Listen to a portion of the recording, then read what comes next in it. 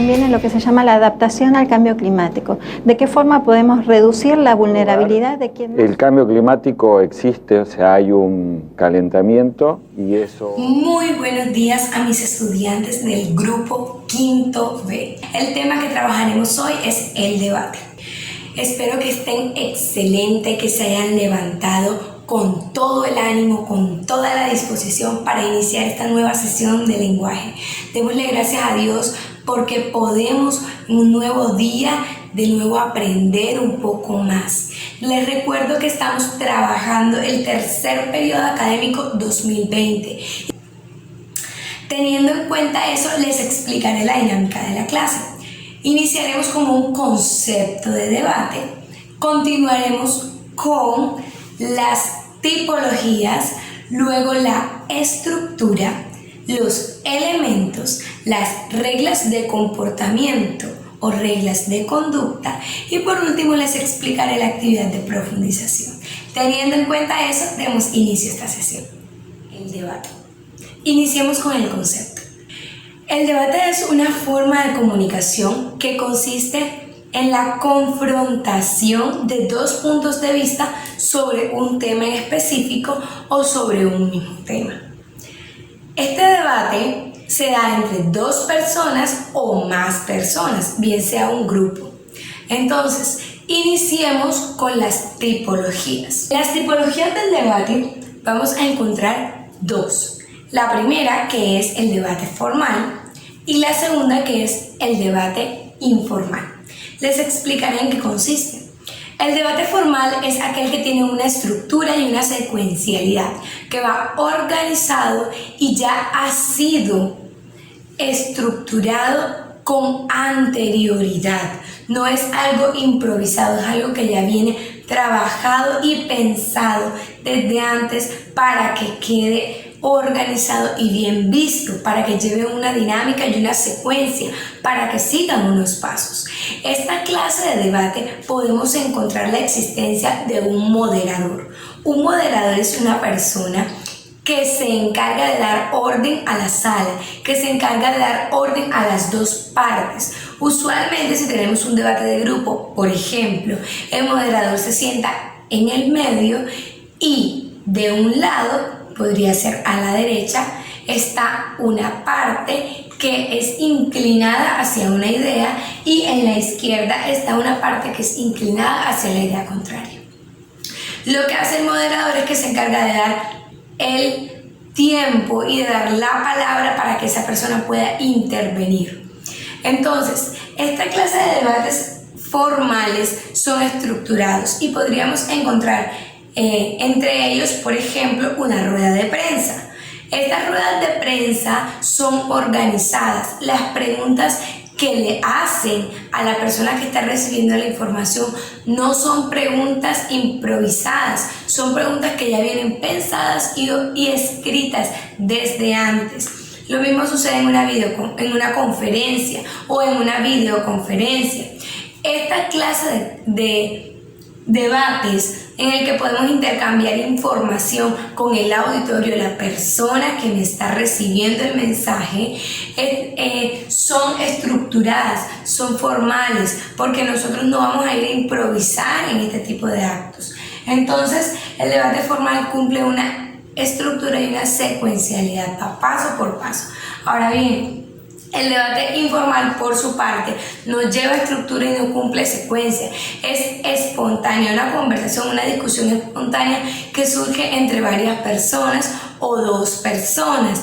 Esta clase de debate está siempre influenciado por los sentimientos, por las emociones y por la ideología. Está influenciado también por la euforia del momento. Es decir, que la persona que está participando en este tipo de debate se deja influenciar, se deja afectar por sus emociones. Usualmente ocurre porque no está estructurado y entonces es espontáneo. Surge dependiendo de la situación y la temática. Un ejemplo de este tipo de debate podría ser el salón de clases, en el que en una situación hipotética la profesora está exponiendo una temática y un estudiante tiene un aporte o una duda y otro estudiante, un compañero, tiene una idea completamente diferente. Entonces surge un debate, un intercambio de ideas, una oposición, pero de manera espontánea. No hay unas reglas, no hay una secuencia, no hay unos pasos que seguir. Podríamos decir que este tipo de debate informal ocurre también cuando nos reunimos con nuestros amigos, cuando hay una fiesta, cuando hay un encuentro. Entonces estamos intercambiando ideas y ocurre una pequeña discusión, un pequeño debate. Continuemos entonces a partir de las tipologías con la estructura.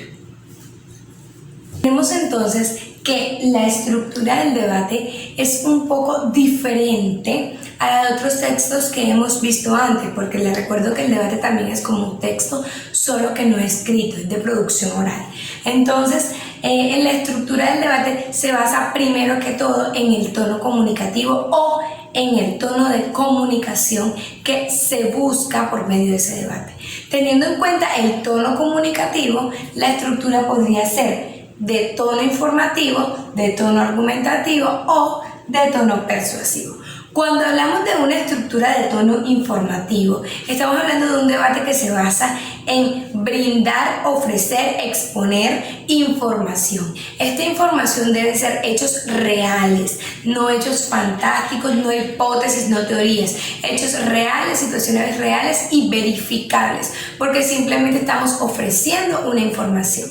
La forma en que la sustentamos es por medio de las noticias y por medio de los detalles, los complementos de esta información que estamos brindando. Se intercambian las ideas en un auditorio, por ejemplo, cuando hay un orador explicando, dando la información y el público o la audiencia tiene la opción de preguntar por aquellos detalles de la información que o no conocen o no entienden o aportar detalles de esa información. Entonces, en este orden de ideas se genera el debate de tono informativo. Continuamos con el de tono argumentativo.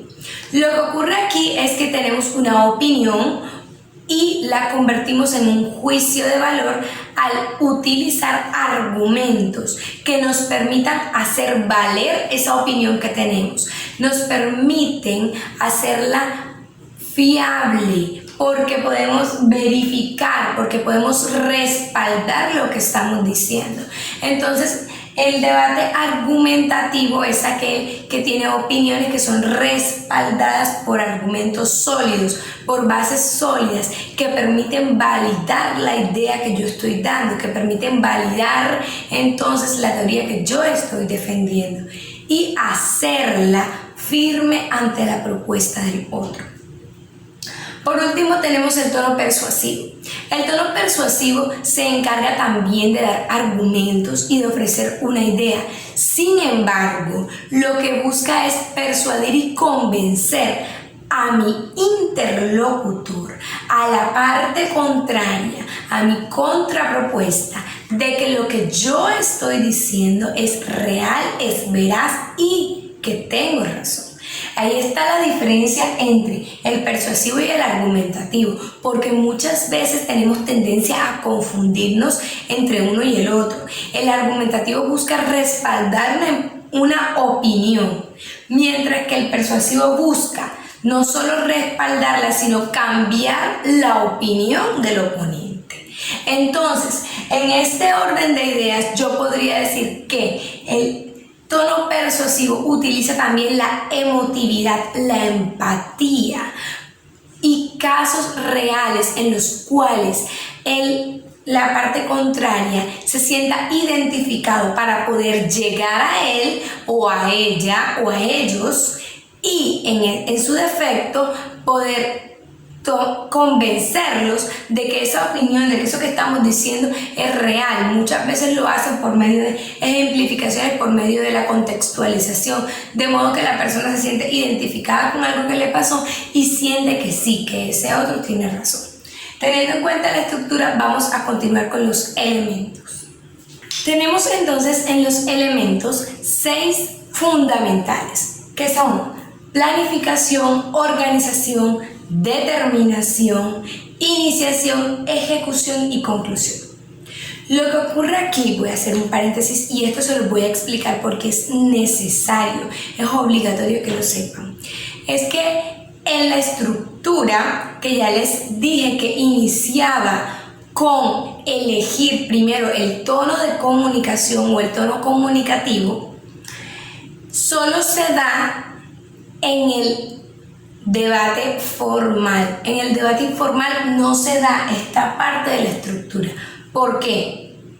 Porque como les explicaba con anterioridad, el debate informal no lleva una estructura, no lleva una secuencialidad, no cumple con una organización. Es simplemente un debate instantáneo que se genera a partir de una situación dada en la que están conviviendo o compartiendo diferentes individuos. De modo que no está organizado, no se piensa, no se establece con previo aviso, no, simplemente se da, es espontáneo, lo que no ocurre con el debate formal. El debate formal, al ser planeado, al ser organizado, al ser pensado previamente, ya entonces lleva una estructura, unos pasos a seguir, y aquí es donde entramos en la secuencialidad de la que les hablaba al inicio de la sesión. Entonces, lo primero que debemos hacer es elegir el tono comunicativo, que es, como ya les comenté, informativo, argumentativo o persuasivo. Lo segundo que debemos hacer entonces es tener en cuenta los siguientes pasos. Planificación. En la planificación se da o se escoge el tema o la hipótesis que se va a trabajar en este debate. Bien puede ser un tema principal y un subtema, o un tema global que va a abarcar todo este debate. Entonces, luego de ello, vamos con la organización, en la que se escoge qué partes o cuántas partes van a participar en el debate. Si se trabajará, por ejemplo, 2 grandes grupos y un moderador, o un orador y una audiencia, dependiendo del tono comunicativo. En la determinación, lo que se hace es que se ubican los momentos, los tiempos y los espacios del debate. ¿En qué momento va a hablar el moderador? ¿En qué momento va a participar la parte A? ¿En qué momento va a participar la parte B? ¿Y cuánto tiempo de participación tiene cada intervención para que pueda funcionar de manera organizada?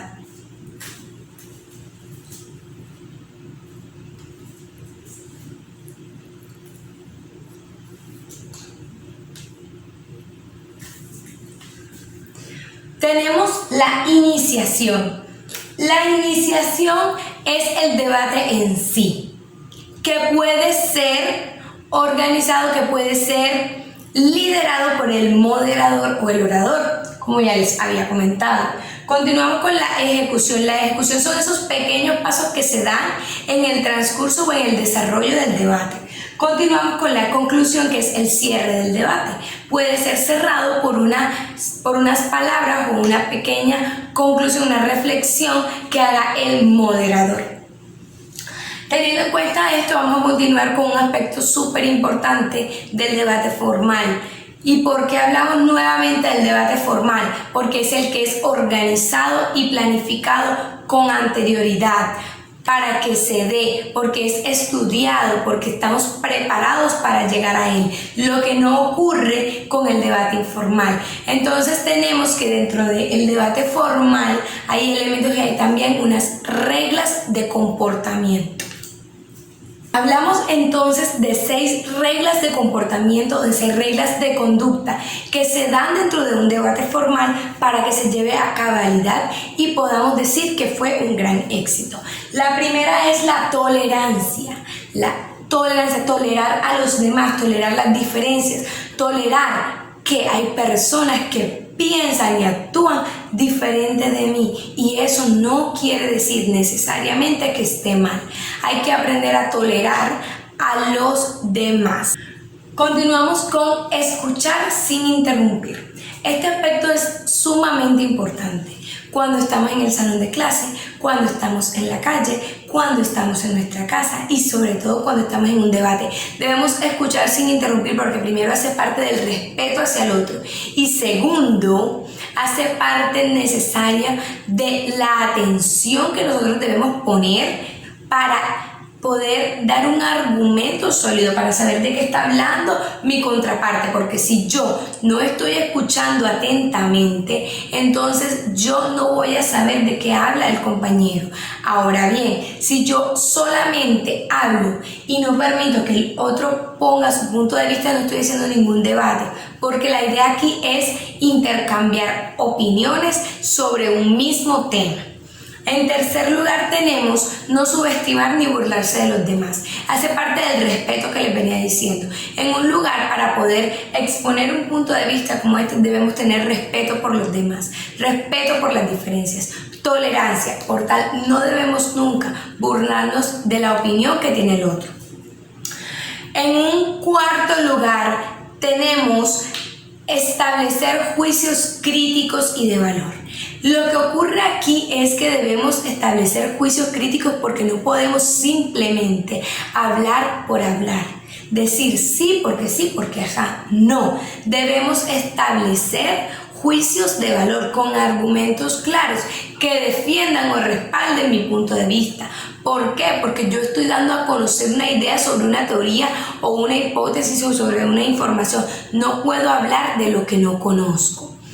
Un quinto aspecto importante que hace parte de las reglas de conducta del debate formal es evitar alzar la voz o evitar levantar la voz. ¿Por qué? Porque no vamos a gritar. No se trata de la persona que más grite, no se trata de la persona que más levante la voz. Se trata de mantener la calma y respetar y de escuchar todo aquello que tiene para decir la contraparte. Y de modo que podamos entonces tomar esa propuesta y dar algo mucho mejor, bien argumentado. Teniendo en cuenta todo lo anterior, entonces vamos con la actividad de profundización. La actividad de profundización consiste en un pequeño cuestionario de preguntas de opción múltiple, única respuesta, que van a resolver y me van a enviar a mi correo electrónico. Les recuerdo también la actividad de ortografía y las preguntas de cultura general. Me lo pueden enviar a mi correo electrónico camilapalomo5@gmail.com o a mi número de teléfono 315-213-1066. Eso ha sido todo por el día de hoy. Espero que estén excelentes, que tengan un buen día, que esta clase haya sido de su agrado. Hasta luego.